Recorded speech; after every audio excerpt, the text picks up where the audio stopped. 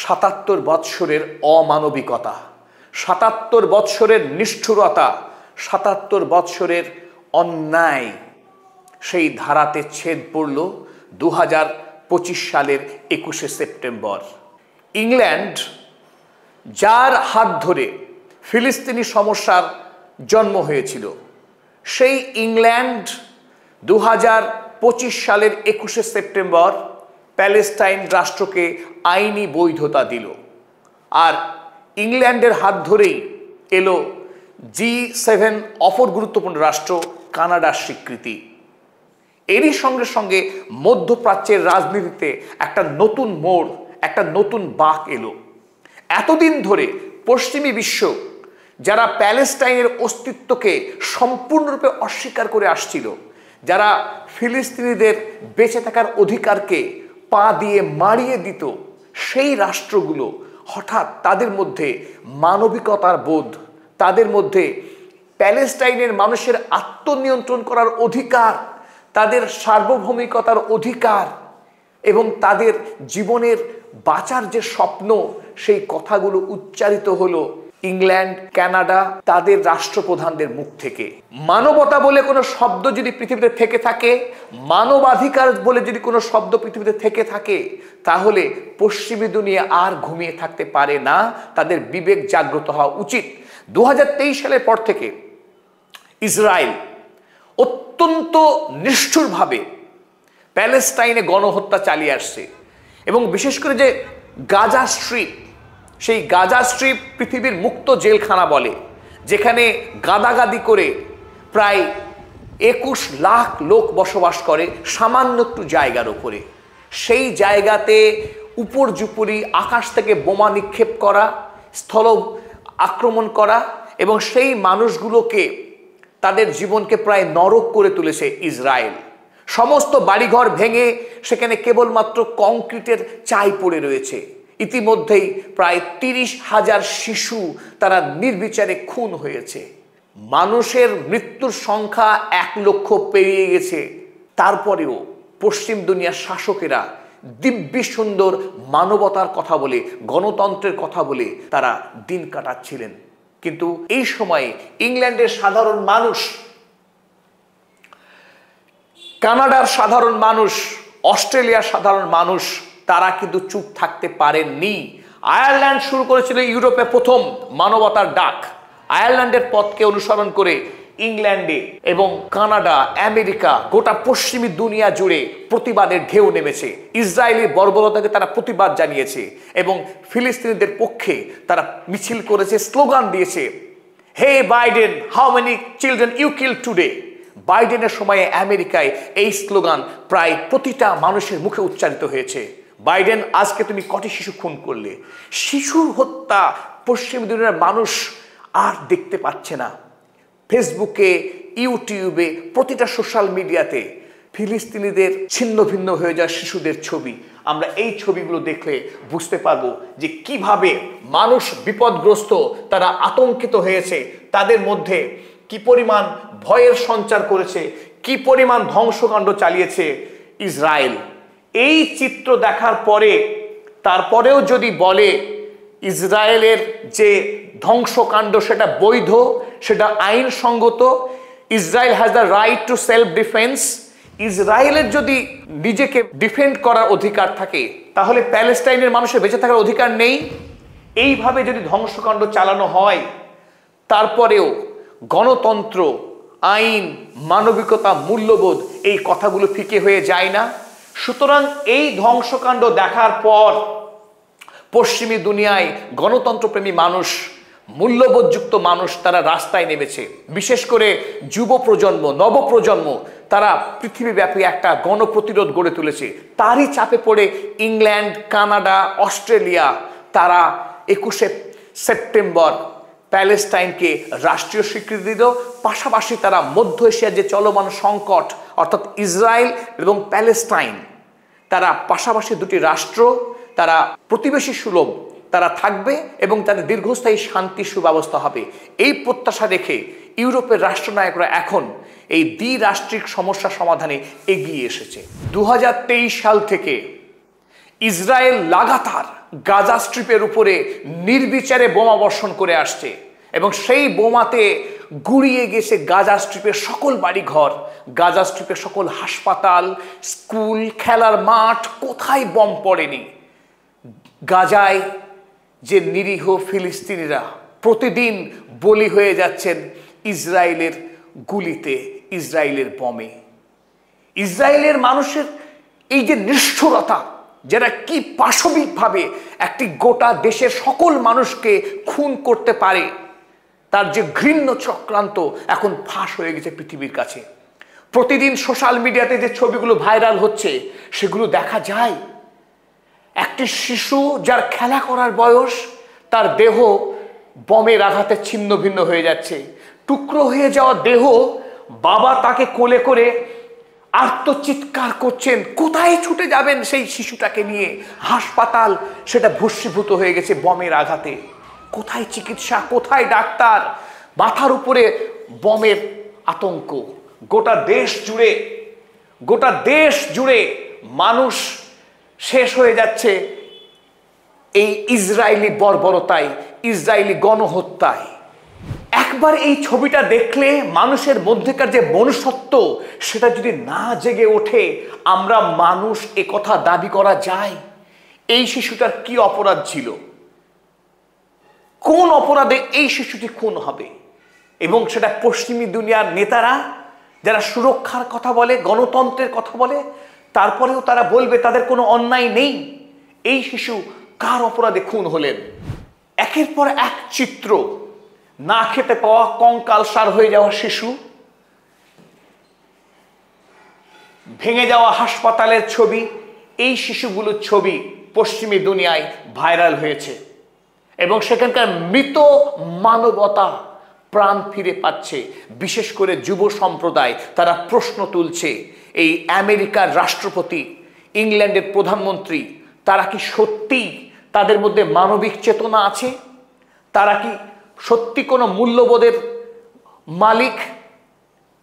এই দৃশ্য গোটা গাজা স্ট্রিপে 21 লক্ষ মানুষকে তারা বন্দি করে তাদেরকে খুন করছে।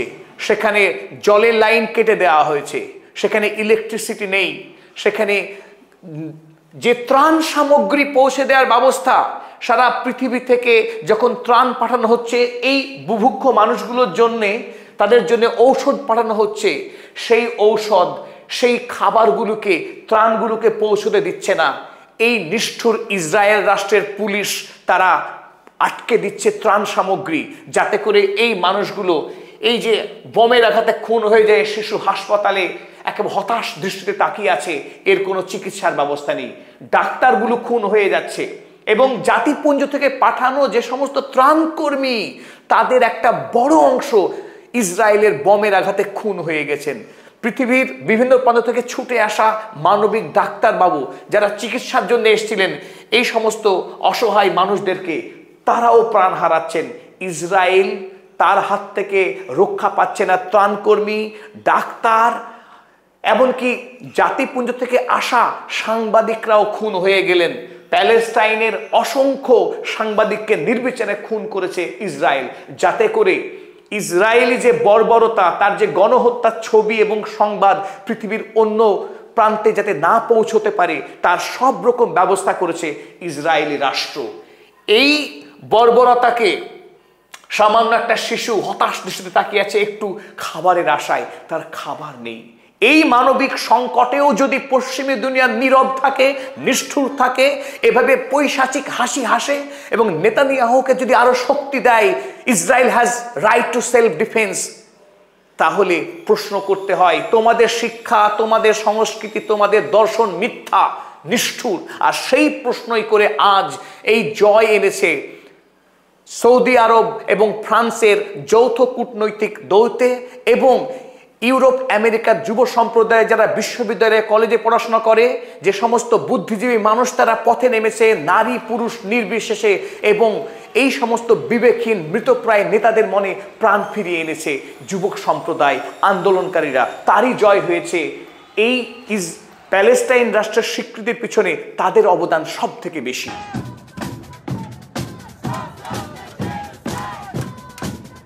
ইংল্যান্ড, কানাডা, অস্ট্রেলিয়ার যুবকদের পথ ধরে পর্তুগালেও শুরু হয়েছিল একটা বিরাট আন্দোলন, এবং সেখানে এই আন্দোলনের চাপে পড়ে পর্তুগাল সরকারও প্যালেস্টাইন রাষ্ট্রকে স্বীকৃতি দিয়েছে।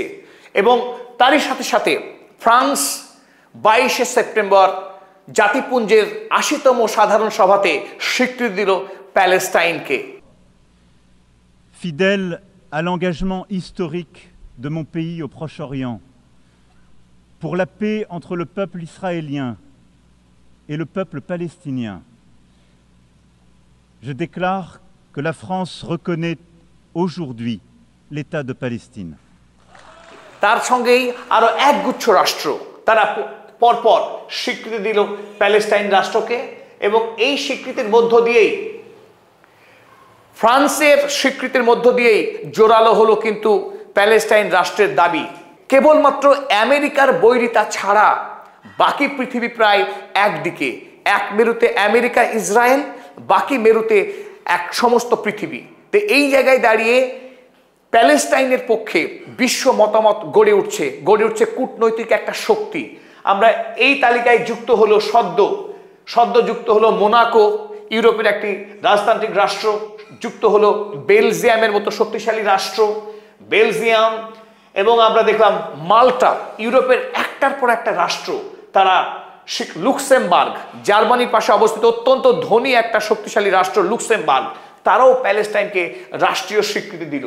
এই স্বীকৃতির মধ্য দিয়েই আমেরিকার উপরে প্রবলতম চাপ তৈরি হচ্ছে যে আর কতদিন ডোনাল্ড ট্রাম্প ইসরায়েলের পাশবিক প্রধানমন্ত্রী বেঞ্জামিন নেতানিয়াহুর সঙ্গে থাকবেন, আর কতদিন বেঞ্জামিন নেতানিয়াহুর যে গণহত্যা তাকে ন্যায় বলে দাবি করতে পারেন যদি তার মানবিক চেতনা শূন্য হয়। 21 তারিখের এই স্বীকৃতি ইংল্যান্ড, কানাডা, অস্ট্রেলিয়া, পর্তুগাল স্বীকৃতি দেওয়ার ঠিক পরের দিনই 22 তারিখে এলো স্বীকৃতি ফ্রান্সের পক্ষ থেকে, বেলজিয়াম, মোনাকো, মাল্টা, লুক্সেমবার্গ। এই একের পর এক স্বীকৃতি আসার পর বর্তমানে জাতিপুঞ্জের 193টি রাষ্ট্রের মধ্যে 155টি রাষ্ট্র বর্তমানে প্যালেস্টাইনকে রাষ্ট্র বলে স্বীকৃতি দিয়েছে। তারই সঙ্গে আমরা পৃথিবীর যে ম্যাপটা দেখতে পাচ্ছি, এই ম্যাপের যে সবুজ পৃথিবী, এই সবুজ পৃথিবীর সকল রাষ্ট্র তারা এখন প্যালেস্টাইনকে সরকারিভাবে স্বীকৃতি দিয়েছে। কেবলমাত্র উজ্জ্বল ব্যতিক্রম না, নিন্দিত এবং ঘৃণ্য ব্যতিক্রম থেকে গেছে আমেরিকা যুক্তরাষ্ট্র। আমেরিকার সঙ্গে তার স্যাটেলাইট ইসরায়েল, জার্মানি এবং ইতালি, পৃথিবীর এই মাত্র কয়েকটি গুরুত্বপূর্ণ রাষ্ট্র, তারা এখনো তীব্র বিরোধিতা করছে প্যালেস্টাইনের এই দাবিকে। বাদ দিলে বাকি পৃথিবী কিন্তু এখন একদিকে। তাই পৃথিবী বর্তমানে দ্বিবিভাজিত হয়ে গেছে, একদিকে আমেরিকা ইসরায়েল, বাকি দিকে পৃথিবীর কণ্ঠস্বর। আর কতদিন আমেরিকা সারা পৃথিবীর মানুষের এই দাবিকে তারা উপেক্ষা করতে পারে সেটা এখন দেখবার বিষয়। আমরা অধীর আগ্রহে আছি কবে এই আমেরিকার রাষ্ট্রপ্রধানের বিবেক জাগ্রত হবে এবং তারা মানবতার পক্ষে এসে দাঁড়াবে এবং বেঁচে যাবে ফিলিস্তিনি সাধারণ মানুষের প্রাণ। প্রত্যাশিতভাবেই ইসরায়েল তার গণহত্যার অহংকার, তার শক্তির অহংকারে England, Canada, Australia, Portugal, Belgium, Luxembourg যে রাষ্ট্রগুলো প্যালেস্টাইনকে আইনি স্বীকৃতি দিয়েছে, তিনি বলেছেন তাদের এই স্বীকৃতি আসলে সন্ত্রাসবাদীদেরকে পুরস্কার স্বরূপ। সন্ত্রাসবাদীরা এতে পুরস্কৃত হবে। তিনি কে? বেঞ্জামিন নেতানিয়াহু পৃথিবীর সবচাইতে বড় সন্ত্রাসবাদী এবং তিনি গণহত্যার দায়ে অভিযুক্ত। পাশাপাশি এও বললেন যে কোনোদিনও প্যালেস্টাইন রাষ্ট্র প্রতিষ্ঠিত হবে না। আমরা অর্থাৎ ইসরায়েলের ঘোষণা গোটা গাজা স্ট্রিপকে গুড়িয়ে দিয়ে এবং গোটা ওয়েস্ট ব্যাংকে অতি সত্বর আমরা দখল করে নেব এবং যদি পারে বিশ্ব আটকাক। অত্যন্ত অহংকারী, অত্যন্ত নিষ্ঠুর ভঙ্গিমায় তিনি এই কথা দাবি করলেন। নেতানিয়াহুর যে বক্তব্য তাকে প্রত্যাশিতভাবেই সমর্থন করলেন আমেরিকার রাষ্ট্রপতি ডোনাল্ড ট্রাম্প। তাকে আমরা বলতে পারি তার কোনো নিজস্বতা নেই, তিনি বেঞ্জামিন নেতানিয়াহুর স্যাটেলাইট, তার কোনো নিজস্ব অবস্থান নেই। যে ভাষায় কথা বললেন নেতানিয়াহু, ঠিক একই ভাষায় একই ভঙ্গিমায় তিনিও বললেন যে প্যালেস্টাইনকে রাষ্ট্রীয় স্বীকৃতি দেওয়ার অর্থ হচ্ছে সন্ত্রাসবাদকে পুরস্কৃত করা। দুজনের কথার মধ্যে অদ্ভুত মিল, অদ্ভুত কাকতালীয় না, ইচ্ছাকৃতভাবে এই নিষ্ঠুরতাকে জারি রাখা। স্বভাবতই যখন সঙ্গে আছেন আমেরিকার রাষ্ট্রপতি, তখন আর ইসরায়েলের ভয় কোথায়? ইসরায়েল এই অহংকারে, আমেরিকাকে পাশে পাওয়ার অহংকারে তিনি সারা পৃথিবীকে ধমক দিলেন, সারা পৃথিবীকে এক হুমকি দিয়ে বললেন যে সকল রাষ্ট্র প্যালেস্টাইনকে স্বীকৃতি দিচ্ছে তাদেরকে দেখে নেব, সমস্ত রাষ্ট্রকে আমি শিক্ষা দেব। এই চরম হুমকি দিলেন বেঞ্জামিন নেতানিয়াহু। এখন প্রশ্ন, প্যালেস্টাইনে শান্তি কবে ফিরবে? প্যালেস্টাইনি মানুষ আর কতদিন নরবলি হবে? কবে সিজফায়ার হবে? ইসরায়েলের যে বর্বরতা, তার কি কোনো শেষ হবে? সেই প্রশ্ন অধরা থাকলেও, মিডল ইস্টের শান্তি অধরা থাকলেও একটি বিষয় এখন গুরুত্বপূর্ণ সারা পৃথিবীর কাছে, যে আমেরিকা এবং ইউরোপ তাদের মধ্যে সম্পর্কের ফাটল ধরেছে। ইংল্যান্ড, কানাডা, অস্ট্রেলিয়া তারা আমেরিকার নিকট বন্ধু হলেও তারা পররাষ্ট্র বিষয়ে তারা কিন্তু তাদের নিজস্ব অবস্থান রাখতে পেরেছে। এবং পৃথিবী যে এখন কেবলমাত্র আমেরিকাপন্থী নয়, আমেরিকা নির্ভর নয়, তাও স্পষ্ট হচ্ছে। গ্লোবাল সাউথ শক্তিশালী হচ্ছে, একদিকে শক্তিশালী হচ্ছে চায়না এবং Russia. China, Russia, global south একসঙ্গে এখন অনেক বেশি শক্তিশালী, এবং সেই গ্লোবাল সাউথ চায়না রাশিয়ার ব্লকেই কিন্তু ধীরে ধীরে ইউরোপও যোগদান করছে। এবং আমেরিকা পৃথিবীতে একাকী নিঃসঙ্গ হয়ে যাচ্ছে, সেটা অত্যন্ত আশার বিষয়। এবং ইসরায়েলও আগামী দিনে কোণঠাসা হবে। যখন গোটা ইউরোপ, রাশিয়া, চায়না যদি প্যালেস্টাইনের প্রশ্নে এক হতে পারে, আগামী দিনে আমরা আরও বেশি শক্তিশালী কূটনৈতিক আমরা সমর্থন দেখতে পাবো প্যালেস্টাইনের পক্ষে। হয়তোবা প্যালেস্টাইনে শান্তি ফিরে আসবে। যেটুকু এলো সেটা নগণ্য হলেও তুচ্ছ নয়। এই কারণে আমরা জানি যে ইংল্যান্ড, ফ্রান্স, কানাডা, অস্ট্রেলিয়া এদের বিপুল পরিমাণের সামরিক শক্তি আছে। তারা অবিলম্বে যুদ্ধ বন্ধ করার জন্য ইসরায়েলকে চাপ দিতে পারত, তা তারা দেয়নি। তারা কেবলমাত্র সৌজন্য, একটা সিম্বলিক প্রতীকী তারা প্যালেস্টাইনকে রাষ্ট্রের মর্যাদা দিয়েছে। কিন্তু যেটা করার ছিল, অবিলম্বে সেখানে ত্রাণ সামগ্রী পৌঁছানো, হাসপাতালগুলোকে পুনর্গঠন করা, এবং সবথেকে যেটা গুরুত্বপূর্ণ, ইসরায়েলের যে হানা, ইসরায়েলের যে আক্রমণ, তা বন্ধ হয়নি, এখনো সমানে চলছে। ইসরায়েলকে না থামাতে পারলে ফিলিস্তিন বাঁচবে কি করে? তো ফিলিস্তিনি মানুষকে বাঁচাতে গেলে এখন সিজফায়ারটা অত্যন্ত জরুরি। তা আমরা চাইবো এই সাধারণ সভা যেটা চলছে বর্তমানে, ৮০তম সাধারণ সভা যেটা চলছে জাতিপুঞ্জের নিউ ইয়র্ক শহরে, সেই জাতিপুঞ্জের সভাতেই ঠিক হোক এই সিজফায়ারের বিষয়টি এবং প্যালেস্টাইন রক্ষা পাক। সেটাই এই আশা করেই আমাদের এই ভিডিও শেষ করছি। প্রত্যেক দর্শক মণ্ডলীকে আমরা অনুরোধ করব আমাদেরকে সাবস্ক্রাইব করার জন্যে, আমাদের এই ভিডিও লাইক এবং শেয়ার করে আমাদের আরও বেশি মানুষের কাছে পৌঁছে দেওয়ার সুযোগ করবেন। সেইটুকু জানিয়ে ধন্যবাদ জানিয়ে শেষ করলাম ভিডিও।